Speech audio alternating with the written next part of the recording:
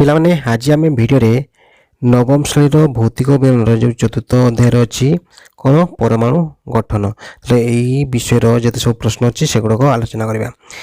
ଦେଖ ପ୍ରଥମ ପ୍ରଶ୍ନ କ'ଣ କହିଲା, ଯେ ଟମସନଙ୍କ ପରମାଣୁ ମଡେଲ ଅନୁସାରେ ପରମାଣୁ କିପରି ବିଦ୍ୟୁତ ନିରପେକ୍ଷ ବୁଝାଅ।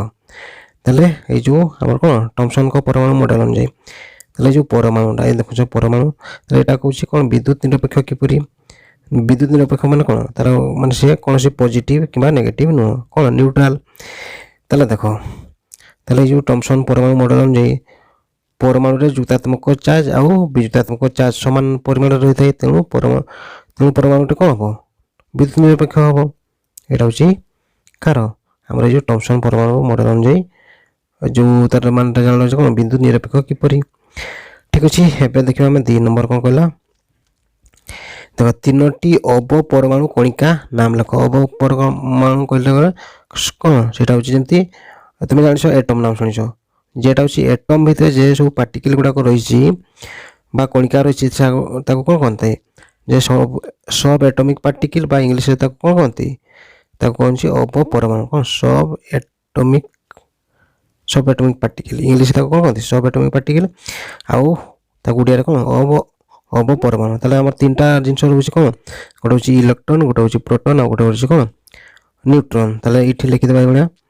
ତାହେଲେ 3ଟି ଅବପରମାଣୁ ବା ସବ୍ ଏଟମିକ୍ ପାର୍ଟିକଲର ନାମ ହେଉଛି, ତାହେଲେ ଇଲେକ୍ଟ୍ରନ୍ ସେଇଟା କି ଚାର୍ଜ, ସେଇଟା ହେଉଛି କ'ଣ ବିଯୁକ୍ତାତ୍ମକ ଚାର୍ଜ ବା ଇଲେକ୍ଟ୍ରନ୍ଟାକୁ ଏଇଭଳିଆ ଲେଖାଯାଏ, ୟୁ ଉପରେ ମାଇନସ୍ ଦେବ, ମାନେ ଏଇ ଯେଉଁ ମାଇନସ୍ଟା ମାନେ କ'ଣ ବୁଝିବ ବିଯୁକ୍ତାତ୍ମକ ଚାର୍ଜ। ଯେମିତି ପ୍ରୋଟନ୍ ହେଉଛି କ'ଣ ଯୁକ୍ତାତ୍ମକ ଚାର୍ଜ ବା এটা କେମିତି ଲେଖାଯାଏ P+ ଲେଖାଯାଏ। ଆଉ ନ୍ୟୁଟ୍ରନ୍ ହେଉଛି ଚାର୍ଜ ବିହୀନ, ମାନେ ଦେଖ ନ୍ୟୁଟ୍ରନ୍ ଉପରେ ଯଦି 0 ଦେଇଦେବ ତାର ବୁଝିବ ଯେ କ'ଣ ଏଇଟା କୌଣସି ଚାର୍ଜ ନାହିଁ। ତାହେଲେ ଏଇ ଯେଉଁ 3ଟି ପରମାଣୁ ଗୁଡ଼ିକ ଏଗୁଡ଼ାକ ଇଲେକ୍ଟ୍ରନ୍, ପ୍ରୋଟନ୍ ଆଉ ନ୍ୟୁଟ୍ରନ୍। ତାପରେ ଦେଖ ଆମର 3 ନମ୍ବର କ'ଣ କହିଲା, ଗୋଟିଏ ପରମାଣୁର ପରମାଣୁ କ୍ରମାଙ୍କ ଆଉ ବସ୍ତୁତ୍ୱ ସଂଖ୍ୟା ଦେଇଦେଇଛି କେତେ, ଦେଖ ପରମାଣୁ କ୍ରମାଙ୍କ 2 ଆଉ ବସ୍ତୁତ୍ୱ ସଂଖ୍ୟା କେତେ 4। ତାହେଲେ ଏହି ପରମାଣୁର ନ୍ୟୁକ୍ଲିୟସରେ କେତୋଟି ନ୍ୟୁଟ୍ରନ୍ ରହିଛି। ତାହେଲେ ଦେଖ ପରମାଣୁ କ୍ରମାଙ୍କ ଦେଇଦେଇଛି ଆଉ ବସ୍ତୁତ୍ୱ ଦେଇଦେଇଛି, ତାହେଲେ ପରମାଣୁ କ୍ରମାଙ୍କ କେତେ 2, ବସ୍ତୁତ୍ୱ ହେଉଛି କେତେ 4। ତାହେଲେ ଆମ ନ୍ୟୁଟ୍ରନ୍ଟା କେମିତି ବାହାରେ, ମାନେ ବସ୍ତୁତ୍ୱ ସଂଖ୍ୟାରୁ ଯଦି ପରମାଣୁ କ୍ରମାଙ୍କକୁ ବିୟୋଗ କରିଦେବା ତାହେଲେ ପାଇଯିବା।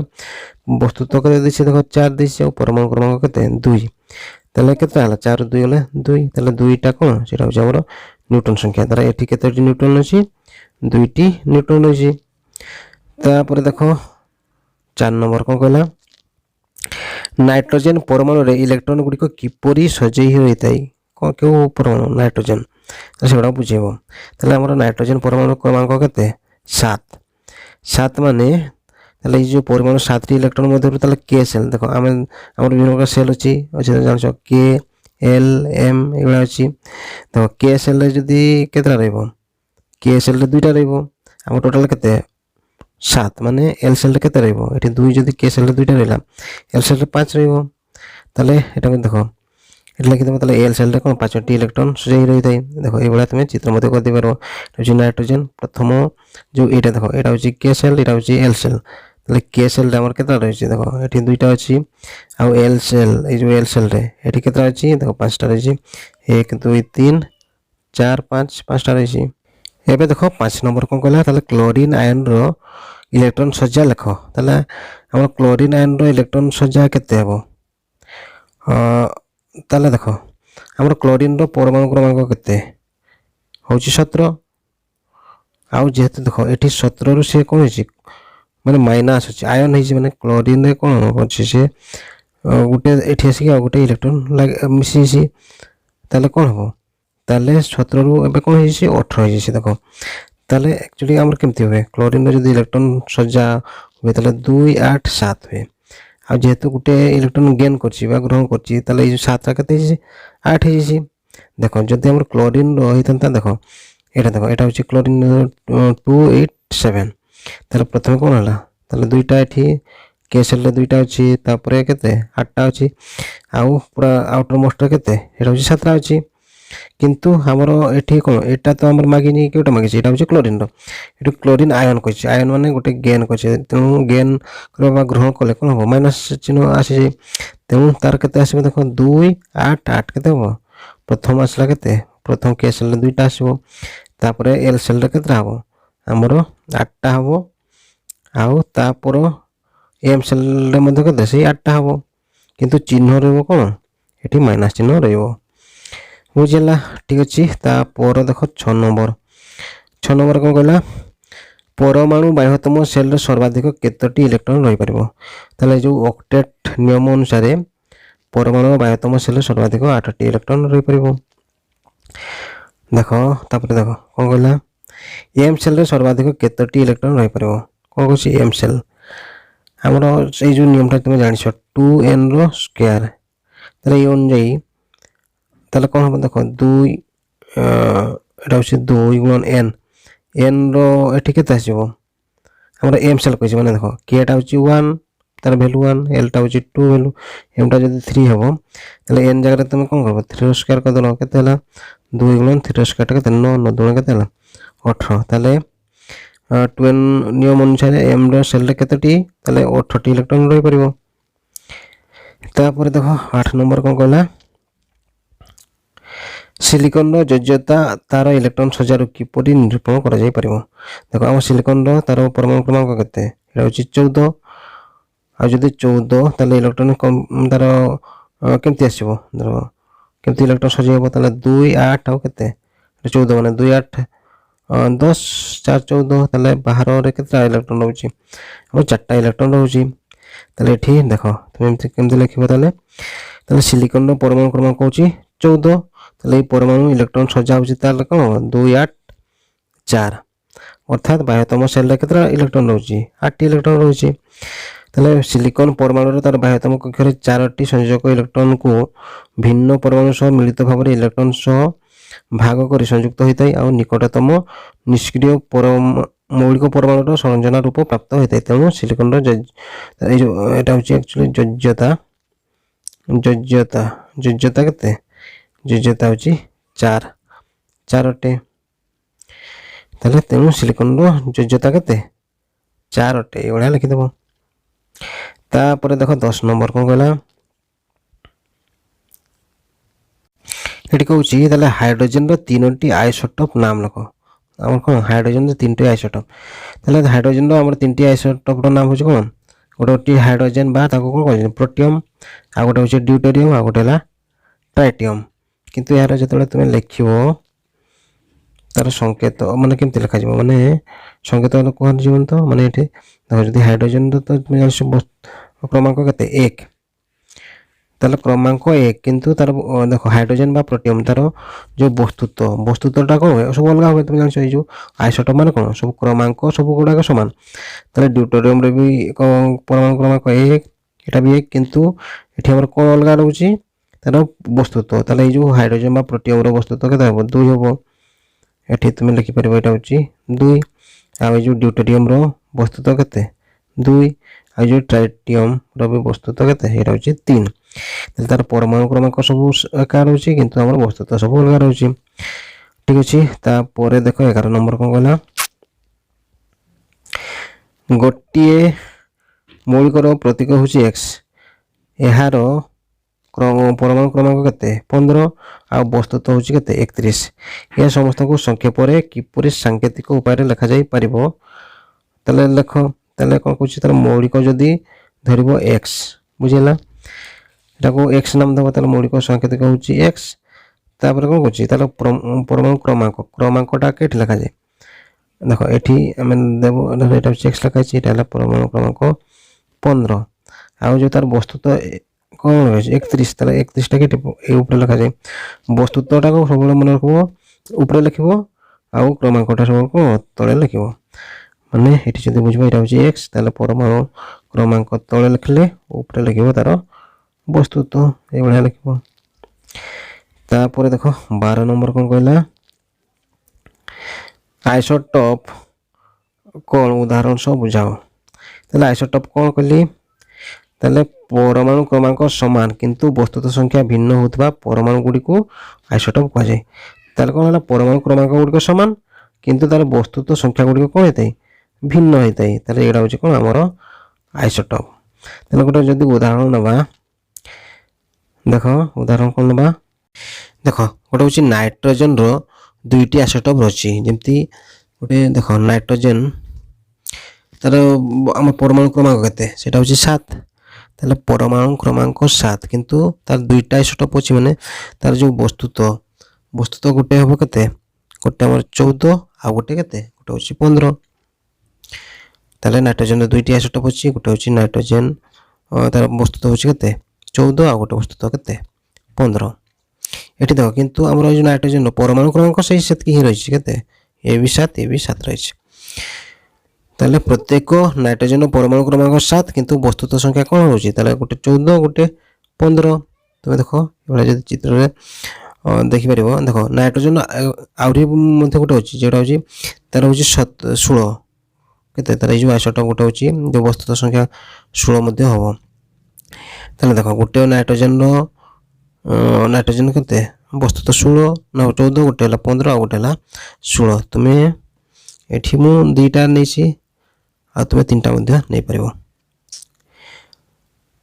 ताले देखो ए देखो 14 रे माने इलेक्ट्रॉन केते सही 7 एठी अछि जो इलेक्ट्रॉन जो वस्तुत्व 14 आ एठी कोन अछि से इलेक्ट्रॉन 7 एठी मध्ये इलेक्ट्रॉन 7 किंतु एठी प्रोटॉन केते अछि एठी 7 ए भी 7 आ ए भी 7 माने इलेक्ट्रॉन और प्रोटॉन दुईटा जको समान रहउछि किंतु एठी चेंज होछि हमरो न्यूट्रॉन देखो एठी 7 रहिछि आ एठी केतरा रहिछि देखो ए जो नाइट्रोजन जो वस्तुतः 15 पाखरे एठी कोन 8 टा न्यूट्रॉन रहिछि आ एठी नाइट्रोजन जो 16 वस्तुतः 16 अछि सेठी केतरा न्यूट्रॉन रहिछि एठी होछि 9 टा रहिछि बुझिला देखो तुमे ई चित्र को न करले भी हबो म तुमको जस्ट बुझिबा पई चित्र को देखै दिछि ठीक अछि तापर देखो आ गोटे तुम एग्जांपल नै परबो ऑक्सीजन रो कोन केतोटी अछि तीनोटी आइसोटोप रहिछि ताले देखो हमरो ऑक्सीजन रो परमाणु क्रमांक केते रहउछि 8 ऑक्सीजन होछि हो कोन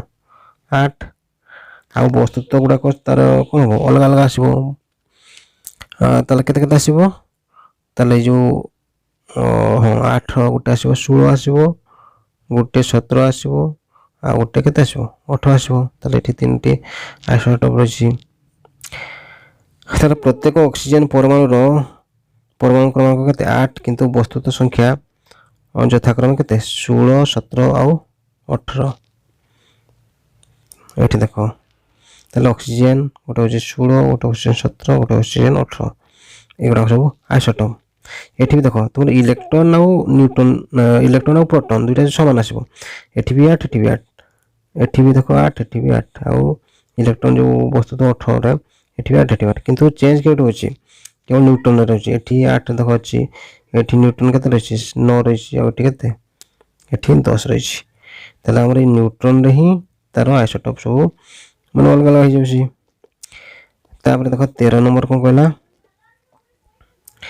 आइसोबार कोन उदाहरण सो बुझाओ जेति आइसोबार एठी आइसोबार ता कोन ताले समान वस्तुत्व संख्या रहितबो किंतु भिन्न परमाणु क्रमांक थिबा परमाणु गुडी को आइसोबार कहै आइसोटोप रे कोन होतला परमाणु वस्तुत्व अलग थिला आ परमाणु क्रमांक समान थिला किंतु एठी कोन होछि वस्तुत्व कोन रहिछि देखो वस्तुत्व संख्या समान रहिछि किंतु भिन्न कोन रहिछि परमाणु क्रमांक ताले एटा कोन कहछि एटा होछि आइसोबार हमें जदी गोटे एग्जांपल नबा देखो ताले पोटेशियम परमाणु क्रमांक केते पोटेशियम रो परमाणु क्रमांक 19 आ कैल्शियम रो परमाणु क्रमांक केते 20 किंतु ए दुईटी मौलिक रो वस्तुत्व संख्या केते होछि 40 तुमे ए बडा लिखि परबो देखो एठी नाइट ए जो पोटेशियम एठी देखो परमाणु क्रमांक केते 19 आ कैल्शियम रो केते एटा होछि 20 किंतु जदी पोटेशियम रो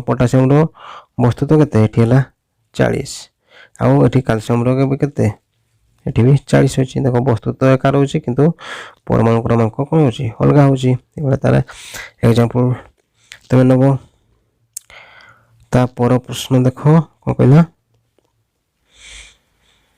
उदाहरण सो आइसोटोप आ आइसोबार मध्ये रे प्रभेद देखाओ ताले आइसोटोप आ आइसोबार तुमे बुझि परलो ताले आइसोटोप ता कोन ताले समान परमाणु क्रमांक थाई भिन्न वस्तुत्व ताले भिन्न वस्तुत्व रहउछि थिबा परमाणु गुडी को कोन कहै आइसोटोप कहै आ समान वस्तुत्व थाई भिन्न परमाणु क्रमांक परमाणु गुडी को कोन कहै आइसोबार कहै ଆଉ ଆଇସୋଟୋପ ଗୁଡ଼ିକ ଭୌତିକ ଧର୍ମ ଭିନ୍ନ କିନ୍ତୁ ତାର ରାସାୟନିକ ଧର୍ମ ସମାନ। ଆଇସୋଟୋପରେ କ'ଣ ରହୁଛି, ତାହେଲେ ଭୌତିକଟା ଭିନ୍ନ ରହୁଛି କିନ୍ତୁ ରାସାୟନିକଟା ସମାନ ରହୁଛି।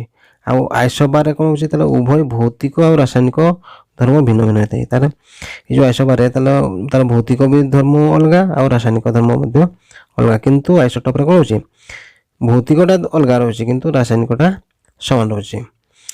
ଆଉ ଦେଖ ଅକ୍ସିଜେନର ନା ଏଇ ଯେଉଁ ଆଇସୋଟୋପର ଯେଉଁ ମୁଁ ପୂର୍ବରୁ ଏକ୍ଜାମ୍ପଲ୍ ଦେଇଥିଲି, ଯେମିତି ଅକ୍ସିଜେନର ଧର 3ଟି, ତାହେଲେ କେମିତି ଲେଖିବ, ଅକ୍ସିଜେନ ଯେଉଁ ଦେଖ ଗୋଟେ 8 ହେଲେ ଏଇଭଳିଆ ଲେଖିଦେବ, ଗୋଟେ ହେଉଛି ତାର ବସ୍ତୁତ 16 ଆଉ ଅକ୍ସିଜେନର ଗୋଟେ ପରମାଣୁ କ୍ରମାଙ୍କ 8 ଆଉ ବସ୍ତୁତ 17, ଆଉ ଗୋଟେ କେତେ ଆସିବ ଅକ୍ସିଜେନ ପରମାଣୁ କ୍ରମାଙ୍କ 8 ଆଉ ବସ୍ତୁତ କେତେ 18, ଏଭଳିଆ ଏକ୍ଜାମ୍ପଲ୍ ନେଇଯିବ।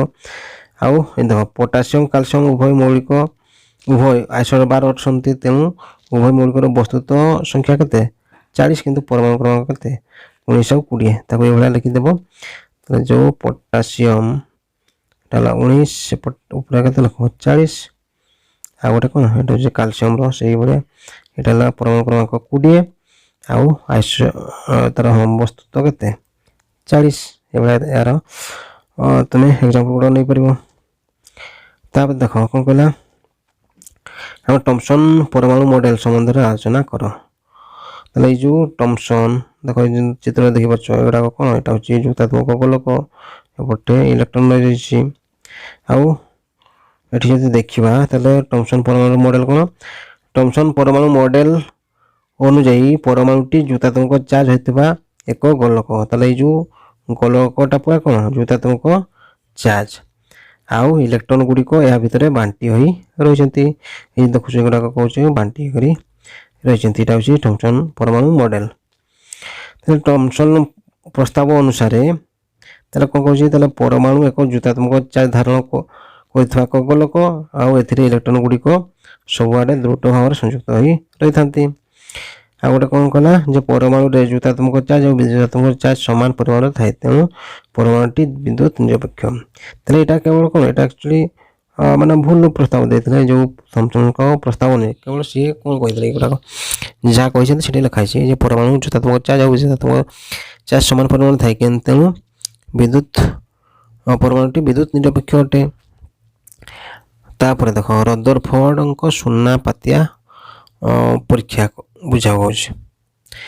ତାହେଲେ ରଦରଫୋର୍ଡ ସୁନାପାତିଆ ପରୀକ୍ଷା କ'ଣ, ତାହେଲେ ପରମାଣୁ ମଧ୍ୟରେ ଇଲେକ୍ଟ୍ରନ୍ ଗୁଡ଼ିକ କିପରି ସଜେଇ ରହିଛନ୍ତି ସେ ବିଷୟରେ ଜାଣିବା ପାଇଁ କ'ଣ ବୈଜ୍ଞାନିକ ରଦରଫୋର୍ଡ ଏକ ପରୀକ୍ଷା ପରିକଳ୍ପନା କରିଥିଲେ।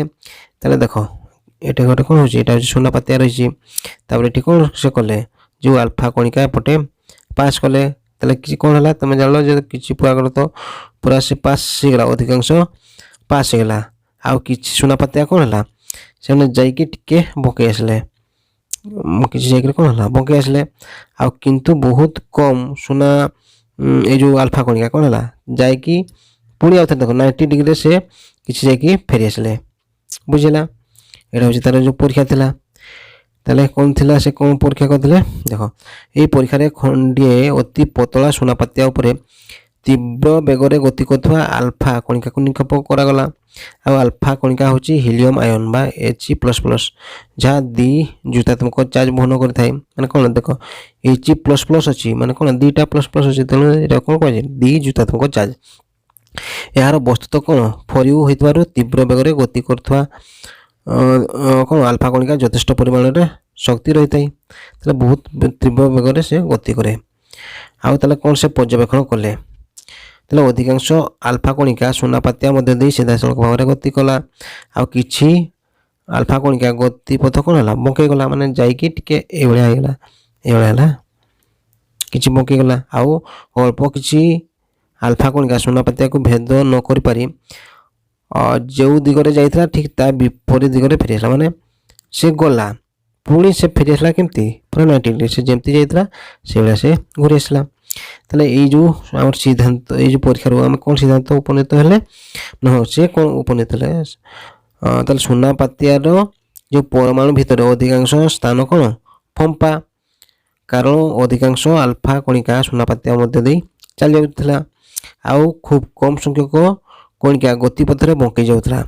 ଆଉ ସେଇଥିରୁ ସୂଚନା ମିଳୁଛି ଯେ ପରମାଣୁର ଯୁତାତ୍ମକ ଚାର୍ଜ ଖୁବ୍ କମ୍ ସ୍ଥାନ ଦଖଲ କରିଛନ୍ତି। ଆଉ ଥାର୍ଡ଼ ପଏଣ୍ଟ କ'ଣ? ଥାର୍ଡ଼ ପଏଣ୍ଟ ହେଉଛି ଅତି ଅଳ୍ପ କେତେକ ଆଲଫା କଣିକା ସିଧା ଆଗକୁ ନ ଯାଇ ତାହେଲେ 180 ଡିଗ୍ରୀ କୋଣରେ ବିକ୍ଷେପିତ ହୋଇ ପଛକୁ ଫେରି ଆସୁଛି। ଏଥିରୁ ସୂଚନା ମିଳୁଛି ଯେ ସୁନା ପରମାଣୁର ସମସ୍ତ ଯୁତାତ୍ମକ ଚାର୍ଜ ଓ ବସ୍ତୁତ କେନ୍ଦ୍ରଭୂତ ହୋଇ ପରମାଣୁ ମଧ୍ୟରେ ଖୁବ୍ କମ୍ ସ୍ଥାନ ଅଧିକାର କରିଛି। ଏଇଟା ହେଉଛି ସିଦ୍ଧାନ୍ତ। ବୁଝିହେଲା? ତାହେଲେ ଏଇ ଯେଉଁ ଆମର କ'ଣ ରଦରଫୋର୍ଡଙ୍କର ସୁନାପାତିଆ ଯେଉଁ ପରୀକ୍ଷା ବିଷୟରେ ତୁମେ ଜାଣିପାରିଲ। ଆଉ ଏଇଭଳିଆ ଏହାର ଆନ୍ସର୍ ଗୁଡ଼ାକ ତୁମେ ଲେଖିପାରିବ। ତାପରେ ଦେଖ ପ୍ରଶ୍ନ କ'ଣ କହିଲା? ରଦରଫୋର୍ଡଙ୍କ ପରମାଣୁ ମଡେଲ ବିଷୟରେ ବୁଝାଅ। ରଦରଫୋର୍ଡଙ୍କ ପରମାଣୁ ମଡେଲ କ'ଣ କହିଲା? ତାହେଲେ କ'ଣ ଲେଖିବ? ତାହେଲେ ପରମାଣୁରେ ଏକ ଯୁତାତ୍ମକ ଚାଳିତ କେନ୍ଦ୍ର ରହିଛି ଯାହା ନ୍ୟୁକ୍ଲିୟସ୍ କୁହାଯାଏ। ଆଉ ପରମାଣୁର ପ୍ରାୟ ସମସ୍ତ ବସ୍ତୁତ ଏହି ନ୍ୟୁକ୍ଲିୟସ୍ରେ କେନ୍ଦ୍ରୀଭୂତ ହୋଇଛି। ଆଉ ନ୍ୟୁକ୍ଲିୟସ୍ ଚାରିପଟେ ବହୁତ ଫାଙ୍କା ସ୍ଥାନ ରହିଛି। ଇଲେକ୍ଟ୍ରନ୍ ଗୁଡ଼ିକ ନ୍ୟୁକ୍ଲିୟସ୍ ଚାରିପଟେ ଥିବା ଫାଙ୍କା ସ୍ଥାନରେ ଏକ ନିର୍ଦ୍ଦିଷ୍ଟ କକ୍ଷପଥରେ ଘୁରୁଛି। ଆଉ ପରମାଣୁର ଆକାର ତୁଳନାରେ ନ୍ୟୁକ୍ଲିୟସ୍ର ଆକାର କ'ଣ ଖୁବ୍ ଛୋଟ। ତାହେଲେ ବୁଝିହେଲା? ତାହେଲେ ସେ କ'ଣ କହିଲେ? ଯେଉଁ ଗୋଟେ ସେ ଏଇଟା ହେଉଛି ଯଦି ପରମାଣୁ ତାହେଲେ ଏଇ ଯେଉଁ ମଝିରେ ଗୋଟେ ଅଛି ଏଇଟା ହେଉଛି କୁହାଯାଏ କ'ଣ? ଚିହ୍ନ କହିଲେ ସେ ଏଇଟା ହେଉଛି ନ୍ୟୁକ୍ଲିୟସ୍। ଆଉ ଏପଟେ ଏଇ ଯେଉଁ ଏଇଗୁଡ଼ାକ ଏଇ ଜାଗା କ'ଣ ହେଉଛି? ବହୁତ ଫାଙ୍କା ରହିଛି। ଆଉ ଫାଙ୍କା ଚାରିପଟରେ ଏଇ ଯେଉଁ ଏଠି କ'ଣ ରହୁଛି? ସେ ଇଲେକ୍ଟ୍ରନ୍ ସବୁ ଘୁରି ରହୁଛନ୍ତି। ମାନେ କ'ଣ ଇଲେକ୍ଟ୍ରନ୍ ଗୁଡ଼ିକ ନ୍ୟୁକ୍ଲିୟସ୍ ଚାରିପଟେ ଏଇ ଯେଉଁ ଏଇଟା ହେଉଛି ନ୍ୟୁକ୍ଲିୟସ୍, ତାହେଲେ ଚାରିପଟେ ଇଲେକ୍ଟ୍ରନ୍ ଗୁଡ଼ିକ ଘୁରି ରହୁଛନ୍ତି। ଆଉ ପରମାଣୁର ଆକାର ତୁଳନାରେ ଏଇ ଯେଉଁ ନ୍ୟୁକ୍ଲିୟସ୍ ଯଦି ଏତେ ବଡ଼ ପରମାଣୁଟା ରହିବ ତାହେଲେ ଏଇ ଯେଉଁ ନ୍ୟୁକ୍ଲିୟସ୍ ଆକାର ବହୁତ ଛୋଟ। ତାହେଲେ ଏଇଟା ହେଉଛି ରଦରଫୋର୍ଡଙ୍କ ପରମାଣୁ ମଡେଲ। ତାପରେ ଦେଖ ଆମର ବୋରଙ୍କ ପରମାଣୁ ମଡେଲ ରଦରଫୋର୍ଡଙ୍କ ମଡେଲ ଠାରୁ କିପରି ଭିନ୍ନ ବୁଝାଅ। ତାହେଲେ ଦେଖ ଏଇଟା କ'ଣ ଲେଖିବ? ରଦରଫୋର୍ଡଙ୍କ ପରମାଣୁ ମଡେଲ ଅନୁସାରେ ପରମାଣୁ ଭିତରେ ନ୍ୟୁକ୍ଲିୟସ୍ ଚାରିପଟେ ଘୁରୁଥିବା ଇଲେକ୍ଟ୍ରନ୍ରୁ ଅନବରତ ଶକ୍ତି ବିକିରଣ ହୁଏ। ଏହା ଫଳରେ ଇଲେକ୍ଟ୍ରନ୍ ଶକ୍ତି ସ୍ତର ଅନବରତ ହ୍ରାସ ପାଏ ଏବଂ ଇଲେକ୍ଟ୍ରନ୍ ବୃତ୍ତାକାର କକ୍ଷପଥରେ ନ ଘୁରି କୁଣ୍ଡଳିତ ପଥରେ ଘୁରି ଘୁରି ଶେଷରେ ନ୍ୟୁକ୍ଲିୟସ୍ରେ ମିଶିଯିବ। ବାସ୍ତବରେ ଇଲେକ୍ଟ୍ରନ୍ କୁଣ୍ଡଳିତ ଭାବରେ ଘୁରି ଘୁରି ନ୍ୟୁକ୍ଲିୟସ୍ରେ ମିଶେ ନାହିଁ। ଯେଉଁ ରଦରଫୋର୍ଡ ଯେଉଁ ତାଙ୍କର ପରମାଣୁ ମଡେଲ ଅନୁସାରେ ତାହେଲେ କ'ଣ ହେଲା? ତାହେଲେ ଧର ଏଠି ନ୍ୟୁକ୍ଲିୟସ୍ ଅଛି ଆଉ ଏଠି କ'ଣ ଅଛି? ଇଲେକ୍ଟ୍ରନ୍ ଗୁଡ଼ାକ ଏଇଠି ଚାରିପଟେ ଘୁରୁଛନ୍ତି। ତାଙ୍କର ଯେଉଁ ତତ୍ତ୍ୱ ଅନୁଯାୟୀ ତାହେଲେ କ'ଣ ହେବ? ଇଲେକ୍ଟ୍ରନ୍ ଯେତେବେଳେ ଘୁରିବ ତାହେଲେ କିଛି ସେ ଶକ୍ତି ବିକରଣ କରିବ। ଆଉ ଯେତେବେଳେ ବିକରଣ କରି ମାନେ କମ୍ ହୋଇଯିବ ଶେଷରେ କ'ଣ ହେବ? ତାହେଲେ ଏଇ ଯେଉଁ ନ୍ୟୁକ୍ଲିୟସ୍ରେ ଆସିକି ଏମିତି ଘୁରି ଆସିକି ମିଶିଯିବ। ଏଇ ଯେଉଁ ନ୍ୟୁକ୍ଲିୟସ୍ରେ ଯାଇକି ମିଶିଯିବ, କିନ୍ତୁ ଏଇଭଳିଆ ମିଶେ କି? ମାନେ ବାସ୍ତବରେ ସେ ଇଲେକ୍ଟ୍ରନ୍ କରୁଛି ଏଇଭଳିଆ ଘୁରି ସେଠି ମିଶେ ନାହିଁ। ଆଉ କ'ଣ ପଏଣ୍ଟ ହେଲା? ଦେଖ ରଦରଫୋର୍ଡଙ୍କ ମଡେଲରେ ଥିବା ତ୍ରୁଟିକୁ ଦୂର କରିବା ପାଇଁ ବୈଜ୍ଞାନିକ ବୋର୍ ଏକ ନୂଆ ମଡେଲ ଉପସ୍ଥାପିତ କରିଲେ। ତାହେଲେ ଏଇ ମଡେଲର ତଥ୍ୟ ଗୁଡ଼ିକ କ'ଣ? ତାହେଲେ କ'ଣ ଲେଖିବ? ତାହେଲେ ନ୍ୟୁକ୍ଲିୟସ୍ ଚାରିପଟେ କେବଳ ନିର୍ଦ୍ଦିଷ୍ଟ କକ୍ଷପଥରେ ଇଲେକ୍ଟ୍ରନ୍ ଗୁଡ଼ିକ ଘୂର୍ଣ୍ଣନ କରନ୍ତି। ତାହେଲେ ତାଙ୍କର ଗୋଟେ ନିର୍ଦ୍ଦିଷ୍ଟ କକ୍ଷ ରହିଛି ଯେଟା ହେଉଛି ଅର୍ବିଟ୍ କୁହାଯାଏ। ଏ ନ୍ୟୁକ୍ଲିୟସ୍ ଚାରିପଟେ କେବଳ ଗୋଟେ ନିର୍ଦ୍ଦିଷ୍ଟ କକ୍ଷ ରହିଛି, ସେଇପଟେ କ'ଣ କରନ୍ତି? ଇଲେକ୍ଟ୍ରନ୍ ଗୁଡ଼ିକ ଘୂର୍ଣ୍ଣନ କରନ୍ତି। ଆଉ ନିର୍ଦ୍ଦିଷ୍ଟ କକ୍ଷପଥରେ ଘୁରୁଥିବା ଇଲେକ୍ଟ୍ରନ୍ ଗୁଡ଼ିକୁ ଶକ୍ତି ବିକିରଣ କରନ୍ତି ନାହିଁ।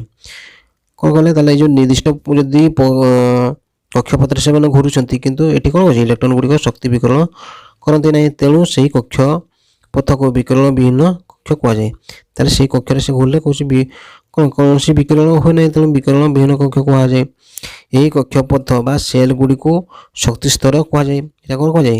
ଶକ୍ତି ସ୍ତର। ତାହେଲେ ନ୍ୟୁକ୍ଲିୟସ୍ ଠାରୁ ଦୂରତା କ୍ରମେ ଏହି ସେଲ୍ ଗୁଡ଼ିକୁ କ'ଣ ନାମ ଦିଆଯାଇଛି? KLMN ଭାବରେ ନାମିତ କରାଯାଇଛି।